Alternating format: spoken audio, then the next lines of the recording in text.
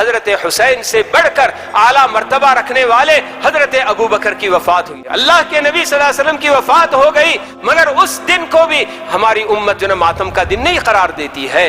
تو پھر نبی سے بھی بڑھ کر نبی کا نواسہ ہو گیا، کس عقل سے اس کو سمجھا جائے؟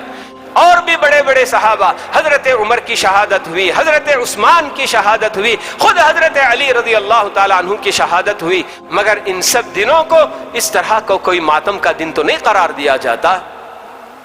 تو محرم کا مہینہ جیسے ہی آ رہا ہے تو ہم سب دیکھتے ہیں کہ کس طرح سے کچھ ایسے لوگ جنہوں نے محرم کو کسی خاص واقعے کے ساتھ جوڑ کر اس کی عظمت اور اس کی حرمت کو اس واقعے کے ساتھ جوڑنے کی کوشش کرتے ہیں۔ حضرت حسین رضی اللہ تعالی عنہ کی شہادت کے واقعے سے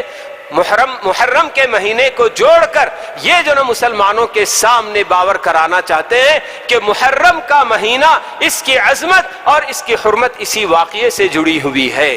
حالانکہ میں نے جو آیت پڑھی، اللہ رب العالمین قرآن مجید میں بتا رہے ہیں کہ جس وقت سے زمین و آسمان کی تخلیق ہوئی اسی وقت سے اللہ رب العالمین کے پاس مہینوں کی تعداد 12 ہے، اور ان 12 مہینوں میں سے 4 مہینے حرمت والے مہینے ہیں۔ تو اللہ رب العالمین کے حرمت والے مہینے قرار دینے سے اللہ تعالیٰ نے ان مہینوں کو عظمت والا بنایا، تو اس لیے ہم مسلمانوں کے نزدیک ان مہینوں کی عظمت اور ان کی حرمت ہونی چاہیے۔ باقی جو واقعہ ایک عرصے کے بعد،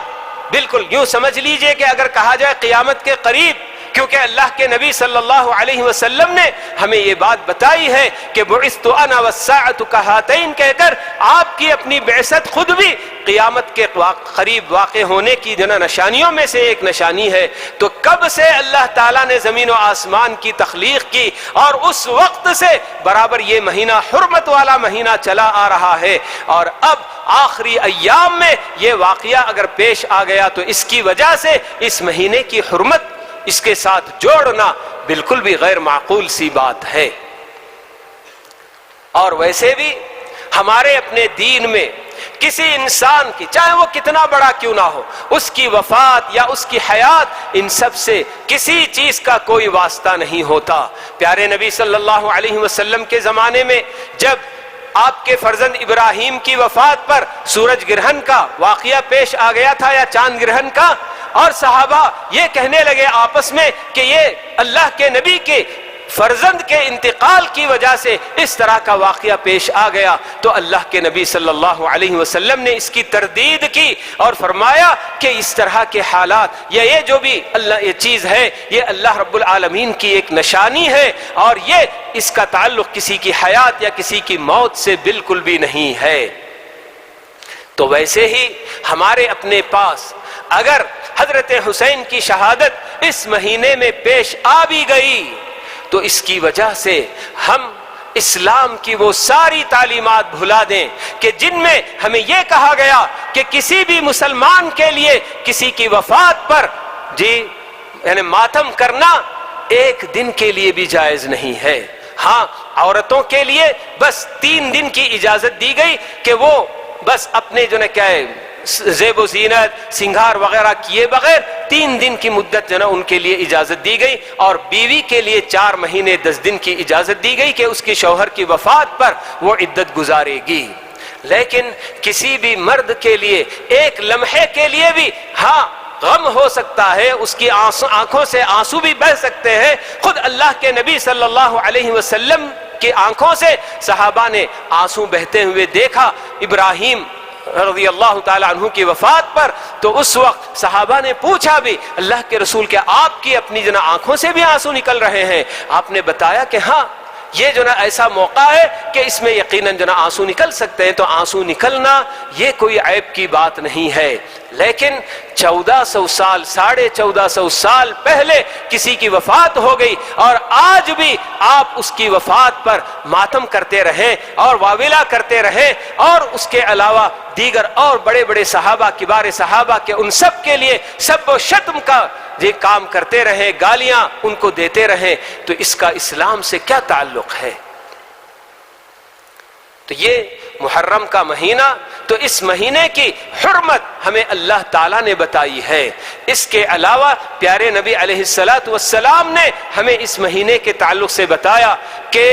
رمضان کے روزوں کے بعد جس مہینے کے روزے اللہ رب العالمین کے نزدیک سب سے افضل ہیں تو وہ یہی محرم کا روزے ہیں۔ محرم کے مہینے میں جتنے زیادہ روزے رکھے جائیں یہ افضل ہے۔ جیسے آپ نے بتایا کہ فرض نمازوں کے بعد سب سے افضل ترین نماز تہجد کی نماز ہے، تو بالکل اسی طرح سے رمضان کے فرض روزوں کے بعد سب سے زیادہ اہمیت والے روزے اگر کسی مہینے کے ہیں تو وہ محرم کے مہینے کے روزے ہیں۔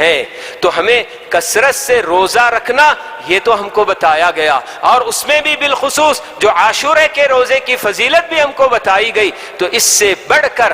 حرمت یعنی کہ اس محرم کے مہینے کے اندر کرنے والا اور کوئی کام ہمیں نہیں بتایا گیا۔ نہ پیارے نبی علیہ الصلاۃ والسلام نے کوئی کام کیا، اور نہ آپ کے بعد آپ کے صحابہ نے کسی طرح کا کوئی عمل جو ہے اس مہینے میں انجام دیا خاص طور پر۔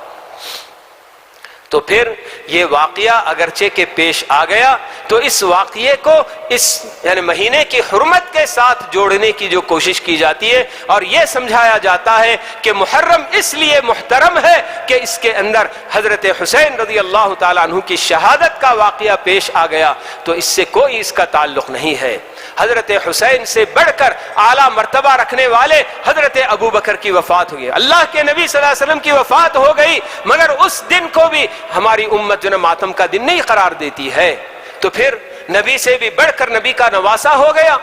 کس عقل سے اس کو سمجھا جائے؟ اور بھی بڑے بڑے صحابہ، حضرت عمر کی شہادت ہوئی، حضرت عثمان کی شہادت ہوئی، خود حضرت علی رضی اللہ تعالیٰ عنہ کی شہادت ہوئی، مگر ان سب دنوں کو اس طرح کو کوئی ماتم کا دن تو نہیں قرار دیا جاتا۔